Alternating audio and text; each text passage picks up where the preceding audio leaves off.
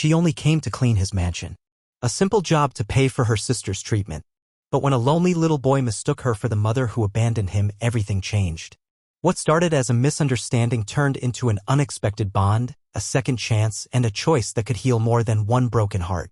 Before we dive into the story, comment below where you're watching from. Enjoy the story, everyone. Clara Bennett adjusted her plain black uniform as she made her way up the seemingly endless driveway of the Harrington estate. Her worn sneakers crunched on the perfectly raked gravel, every step a reminder of how far she was from belonging in this world of wealth and grandeur. At 26, she hadn't pictured herself like this, scrubbing marble floors and dusting antiques for one of the wealthiest men in Savannah, Georgia. But life had its own way of rerouting dreams, especially when your younger sister's medical bills kept mounting. The morning mist lingered over the neatly trimmed gardens surrounding the mansion, casting an almost magical glow that made Clara pause. The Harrington estate wasn't just a home, it was a declaration of power. 15 bedrooms, an indoor spa, private movie theater, and gardens that seemed to stretch into infinity. Clara had only been employed here for 2 weeks, and it still felt like stepping onto a movie set. "You're early," came a crisp voice from behind her.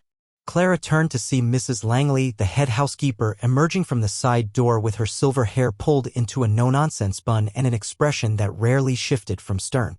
Mrs. Langley was as formidable as the mansion itself. "Good morning, Mrs. Langley. I thought I'd get a head start on the East Wing," Clara said, trying to sound more confident than she felt. The woman checked her watch and gave a single nod.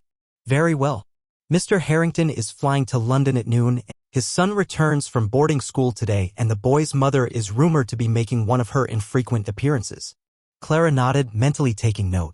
In the short time she'd been at the Harrington estate, Clara had yet to see the elusive heir in person, only photos of a solemn-looking boy around 9, with his father's sharp gray-blue eyes and his mother's refined bone structure.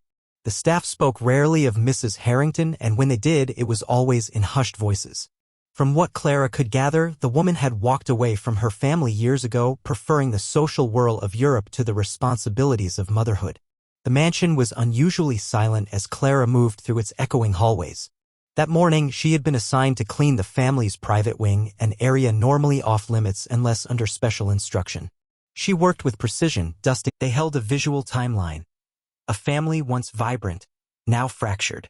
In the earlier photos, Mr. Harrington stood beside a striking blonde woman, their hands tenderly resting on the shoulders of a toddler. But in the later frames, the smiles had faded, and a visible emotional distance crept into their posture. Clara was polishing the ornate mirror in what she guessed was the boy's bedroom when voices echoed from the first floor. Mr. Harrington's commanding tone rang through the house, followed by the excited pitch of a child. The heir had arrived. Clara gathered her supplies in haste, not wanting to be caught in the private quarters. As she turned down the hallway toward the service staircase, she collided with a small figure rounding the corner. The impact sent him stumbling backward. "Oh my goodness. I'm so sorry," Clara said quickly, reaching out to steady the boy. He looked no older than 9, dressed in a flawless school uniform, his dark hair tousled and those unmistakable Harrington eyes wide with surprise. The boy blinked up at her, his surprise deepening into something more complex, recognition, perhaps, or confusion. His eyes filled with tears and his lips trembled as he stared at her face. Clara lowered herself to one knee. "Are you all right?" she asked gently. "I didn't see you there." Instead of answering, the boy threw his arms around her neck, holding on with unexpected force. "Mommy," he whispered shakily. "You came back." Clara went rigid. I'm not," she began, trying to ease his grip, but the boy clung tighter. "You look different, but I know it's you," he insisted, brushing a hand along her cheek. "You said you'd come back for me in my dream." Before Clara could respond, heavy footsteps pounded up the stairs. A tall man appeared at the top, Peter Harrington, the famously private billionaire and CEO of Harrington and Company. His presence dominated the space. His expression shifted from concern to disbelief and then hardened into something unreadable as he took in the scene before him. "What is going on?" he asked coldly. The boy turned to him, hope lighting up his young face. "Dad, she came back. Mom's here. She works here now." Peter's face paled. He stared at Clara like he was trying to reconcile a ghost from his past with the woman kneeling in front of his son. For a long second, he said nothing. Clara had only caught glimpses of her employer from afar until now. Up close, his resemblance to his son was undeniable, same jawline, same stormy eyes, but his features were sharper, hardened by years of corporate dominance and emotional loss. "Daniel," he said carefully, "this isn't your mother. She's a new member of our household staff." "But Dad, look at her," the boy pleaded, his small hand gripping Clara's. "She is Mom's smile, her eyes." "I know it's her." Clara stood still, mortified, unsure what to say. "Mr. Harrington, I'm terribly sorry. I was just finishing up in the East Wing and—" "What's your name?" Peter interrupted, his voice measured, but his eyes pinned her with intensity. "Clara Bennett, sir. I began working here 2 weeks ago." A thick silence followed. Clara could feel every second stretch as Peter stared at her, clearly shaken. A maid in the private wing, mistaken for the long-absent Mrs. Harrington, it was a scandal waiting to happen. "Mrs. Langley didn't inform me we'd assigned anyone new to the family's quarters," he said finally, his voice clipped. "It's just for today, sir, due to your trip," Clara replied quickly. Daniel tugged on her hand. "Please, Dad. Even if she's not Mom, she makes me feel better." Peter's gaze shifted to his son. Something in his expression shifted, his usual guardedness softening ever so slightly. He looked back at Clara with something approaching curiosity. "Miss Bennett," he said at last, "I'd like a word with you." "In my study." He glanced at his son. "Daniel, Mrs. Langley will help you settle in." "But later," Peter said, firm but not unkind. "Miss Bennett and I have something to discuss." As Clara followed her employer down the grand staircase, anxiety twisted in her stomach. Was she about to be fired? Blacklisted from every household agency in Savannah? Her sister's treatments depended on this job. She couldn't afford to lose it over an innocent mistake. Peter Harrington led her into his study, an elegant room of dark wood and understated wealth. He gestured for her to sit in a leather armchair that probably cost more than her entire apartment. He remained standing, gazing out the window at the sprawling Georgia estate beyond. "My son hasn't spoken more than a few words at a time since his mother left 3 years ago," he said at last, still facing away. "He certainly hasn't hugged anyone, not even me." Clara's chest ached. "I'm truly sorry for the misunderstanding, sir." His expression was unreadable but less harsh now. "The resemblance is uncanny. Not identical, no. But there's something in your expression, your manner." He picked up a silver frame from the edge of the desk and passed it to her.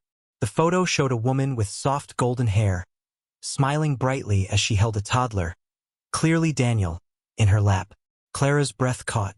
The similarities weren't exact, but the coloring, the eyes, even the way they smiled, it was unsettling. "Sir, I had no idea." "I believe you," he cut in, taking the frame back. "But regardless, what just happened with my son presents me with a very rare opportunity."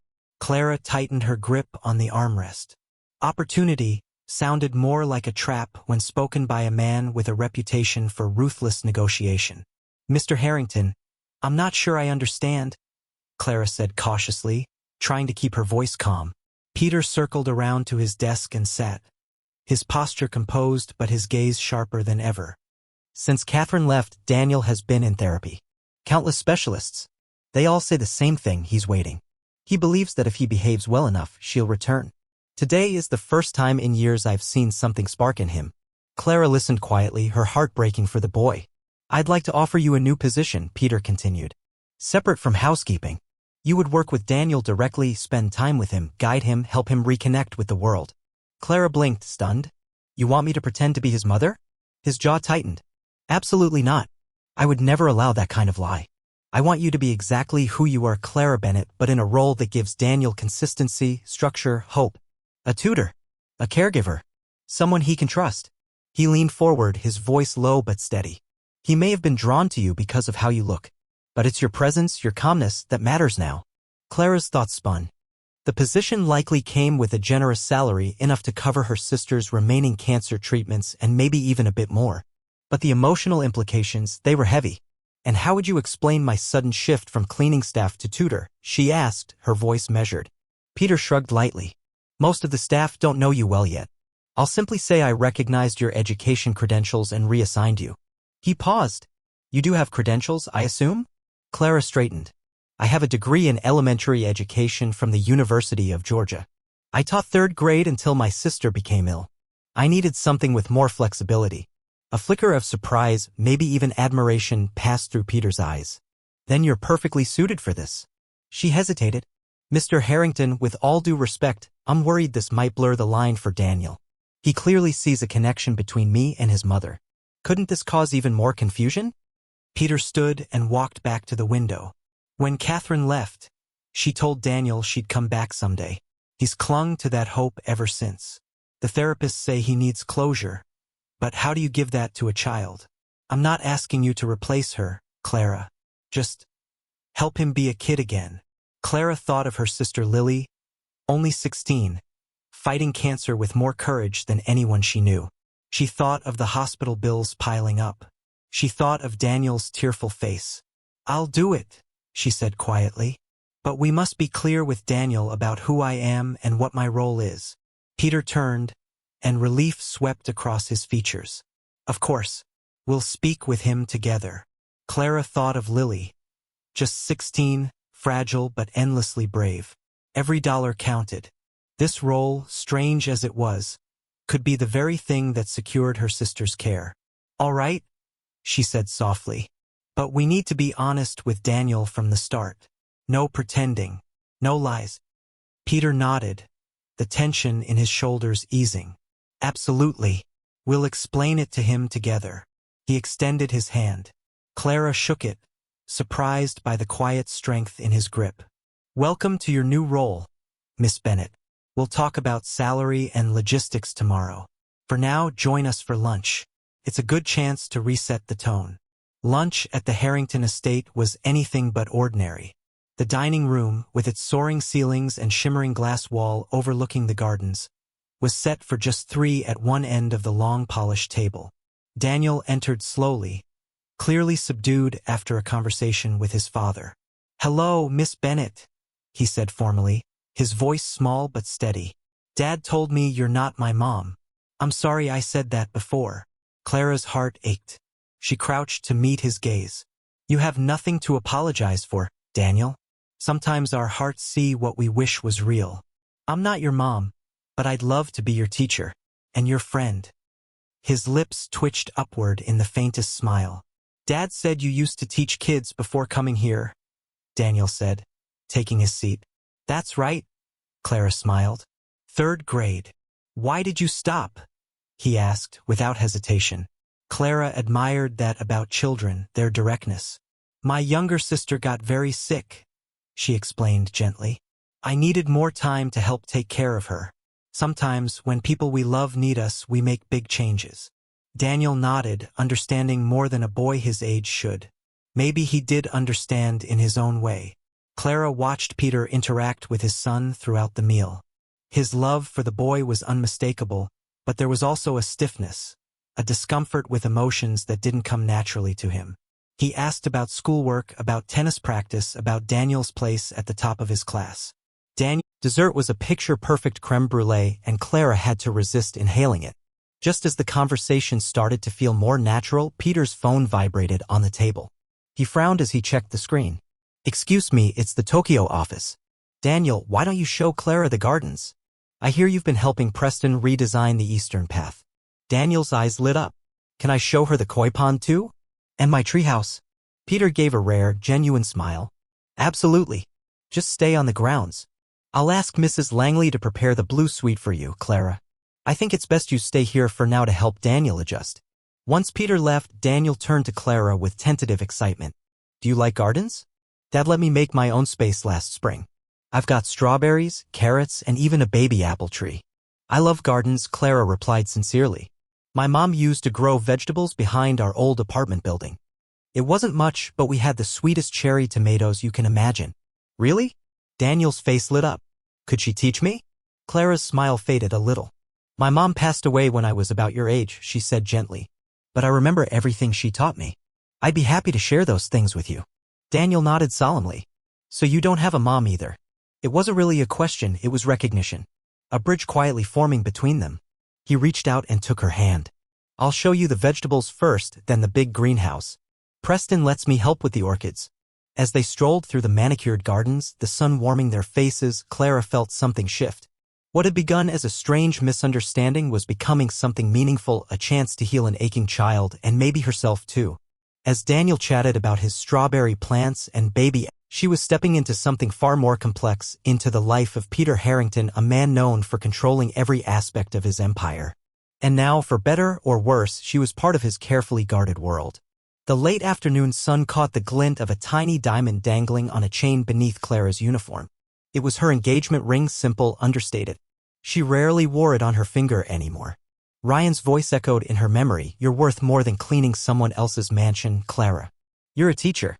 But Ryan hadn't seen the bills piling up. He hadn't sat by Lily's bedside as doctors discussed experimental treatments. Clara touched the ring through her shirt, wondering what Ryan would say now. Would he understand this strange new position she'd accepted? Would he even want her back? 3 weeks passed. The blue suite no longer felt like a stranger's guest room, it was starting to feel like hers. Her days became a rhythm, tutoring Daniel, coaxing out his emotions, finding joy in the simplest things. In the evenings, she visited Lily at Willow Creek Medical Center, the private hospital Peter insisted his company covered as a benefit. Today, however, brought a new twist. Clara smoothed the fabric of her navy blue sheath dress, her nerves fluttering beneath her composed exterior. Tonight was the Harrington Foundation annual gala, and Peter had asked her to attend, not just to help Daniel, but as part of his inner circle. "You look really nice," Daniel said, peeking around her doorway. At 9, he was still small for his age, but the shadow that used to linger in his eyes had begun to fade. "Dad says I have to wear a tie," he grumbled.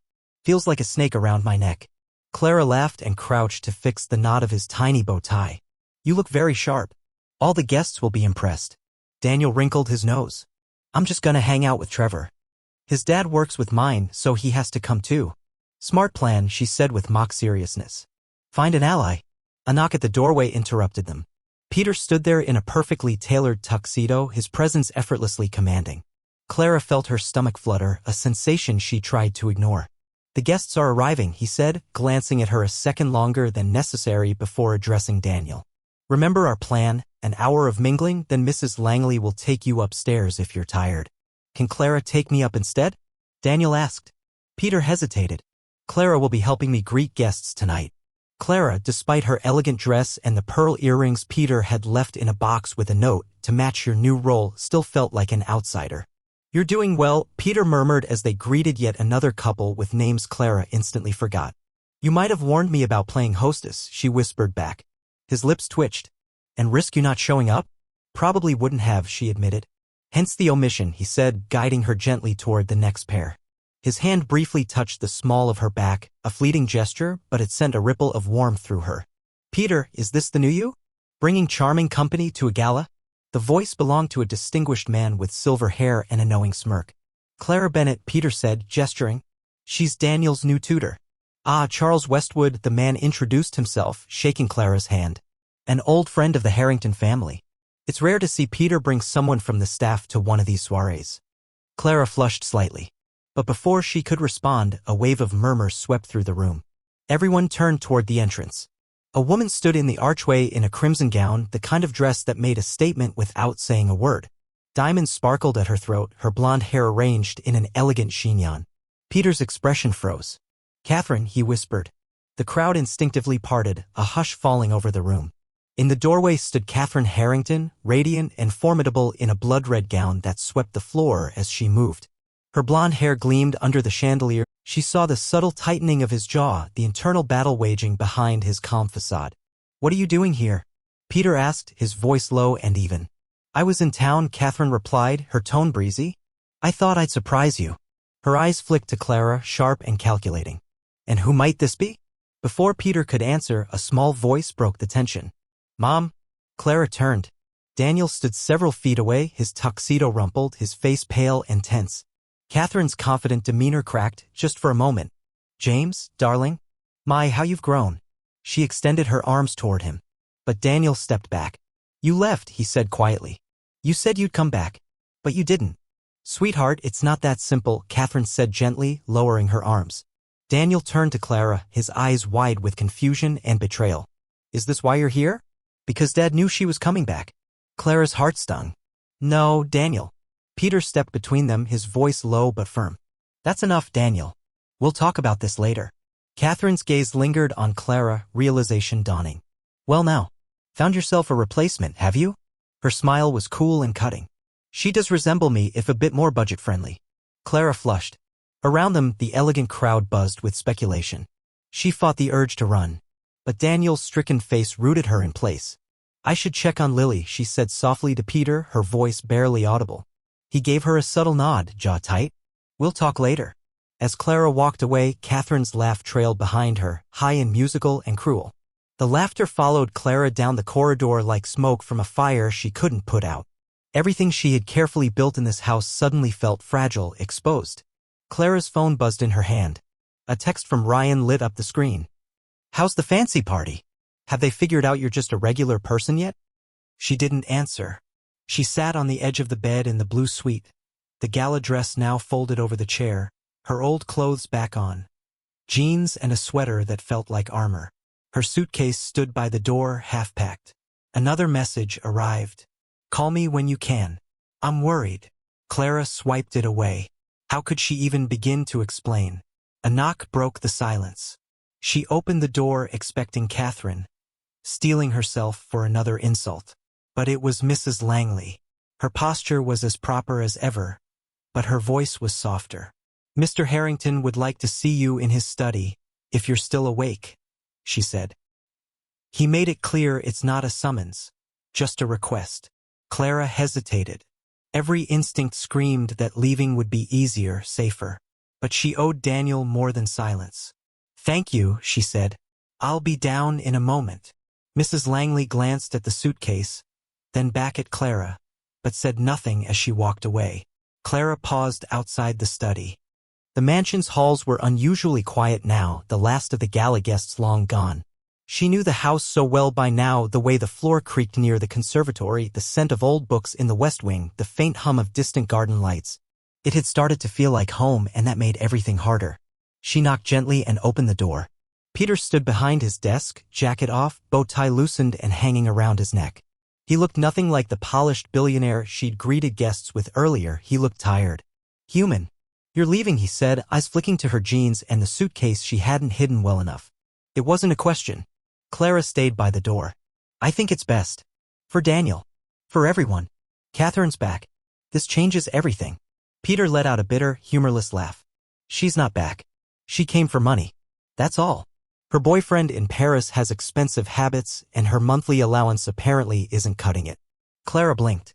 "But, Daniel, he was already hurt once." Peter moved to a small bar near the bookshelf and poured amber liquid into 2 crystal tumblers. "She has no desire to be a mother. What you saw tonight was an act. A well-rehearsed performance to squeeze more out of me." He offered her a glass. She shook her head. Peter took a sip and leaned against the desk. Daniel cried himself to sleep. Mrs. Langley sat with him for nearly an hour. "He kept asking for you. I thought you might need time. After everything." Clara felt a sharp pang of guilt. In protecting herself, she had forgotten the boy who needed her most. "I should have gone to him." "You're not obligated to fix our mess," Peter said. "Catherine's stunt tonight was designed to wound, and not just Daniel." He looked directly at Clara. "You weren't her target. I was." Clara crossed the room and sat in one of the leather chairs opposite him. Her body was tense, but she didn't want to leave things unsaid. What did she want, exactly? Peter swirled the liquid in his glass. "She wants more money, fewer restrictions, a change in the terms of our separation." "And you agreed?" "I did. With one clause that won't budge. She's not allowed contact with Daniel unless he seeks it out himself, when he's older. No more visits. No more broken promises." Clara let out a breath she hadn't realized she'd been holding. "Can you actually enforce that?" Peter gave her a tight smile. "I've built an entire empire on contracts no one escapes. This one will hold." They sat in silence for a long moment, the ticking of the antique mantel clock the only sound in the room. Clara looked down at her hands. "If I walk away now, he'll think I abandoned him too." Peter placed his glass down, his expression softening in a way she hadn't seen before. "Don't go," he said quietly. "Not like this. Daniel's lost enough people. And so have I." His words struck something deep in her. For weeks they had kept a respectful, professional distance. And yet there it was. Unspoken. Undeniable. "Peter, The door burst open. Daniel stood there in his pajamas, eyes red, his small face twisted in hurt. "I knew it," he said, his voice shaking. "I knew you were going to leave too." Clara rose instantly and dropped to her knees before him. "Daniel, wait. Were you even going to say goodbye?" he asked, hiccuping through the tears. "Of course I was," Clara whispered, though the truth wavered in her throat. "I would never just disappear. Like Mom did." Daniel asked, his voice barely audible but razor-sharp in its impact. Peter stepped in gently. "Daniel, Clara isn't leaving because she wants to. She thought it was the right thing to do after what happened tonight." Daniel crossed his arms, his face hardening in a way that felt far too grown-up. "But she's not staying either." He turned back to Clara. "You're the one who reads to me at night. You help me with my nightmares. You know how I like my sandwiches cut. You're the one who's here." Tears welled up in Clara's eyes. "Daniel, it's complicated. I know why you came," he said, his voice clear. "Because I thought you were Mom. But that's not why you stayed." He stared at her, unblinking. "You stayed because you care about me." Clara's voice cracked. "Yes. I care about you more than I ever thought possible." "Then why are you leaving?" Daniel asked again, his logic heartbreakingly simple. Clara didn't have an answer that made sense. She looked up at Peter, who met her gaze steady, intense. Something shifted between them in that moment. A truth neither of them had dared speak aloud was now hanging between them, unmistakable. "I just needed to be sure this was what you both wanted," Clara said softly. Daniel tilted his head. "Dad looks at you funny when you're not watching. And you smile different when he walks into the room." Peter cleared his throat, clearly caught off guard. "Daniel, it's late. Let's get some rest." "Clara will still be here in the morning, won't you, Clara?" The weight of the question settled over her. She could leave, return to a quieter life of certainty. Or she could stay, risk more pain, but also more joy. Clara nodded. "I'll be here. I promise." Relief washed over both father and son. Clara felt something warm bloom in her chest, like a new beginning. Peter carried Daniel back upstairs. Clara returned to her room, sliding the suitcase back into the closet. She began to unpack, this time with intention, not fear. Her phone rang. She answered instantly. "Lily?" Her sister's voice was bright with excitement. I just talked to the doctors. The new treatment is working. My numbers are up across the board. They said I might be in remission by summer." Clara sank to her knees, overwhelmed with joy.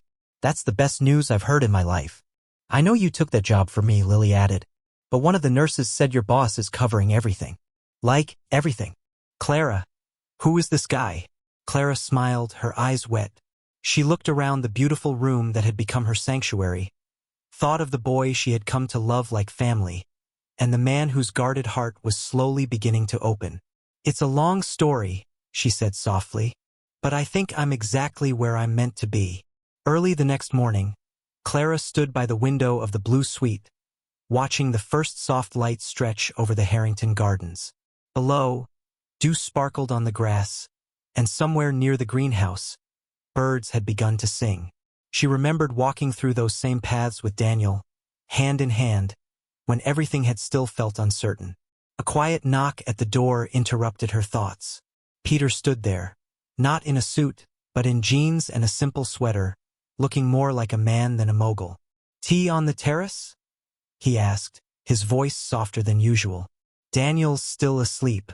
I thought maybe we could talk about what's next." Clara gave him a small smile. "I'd like that." They walked together through the morning-still halls, their steps quiet, familiar. As they neared the terrace, their hands brushed. This time, neither of them pulled away. The terrace overlooked the eastern side of the estate, where warm sunlight began to illuminate rows of blooming camellias. They sat in peaceful silence, sipping tea. No pressure. No pretending. Just two people who had, against all odds, found something real in the middle of heartbreak and confusion. Clara looked at Peter. "Thank you," she said, her voice full of quiet emotion. "For giving me a place here. For trusting me." Peter reached across the table, his fingers gently covering hers. "Thank you, Clara. For showing us what it means to be a family again." In the distance, the mansion stirred to life.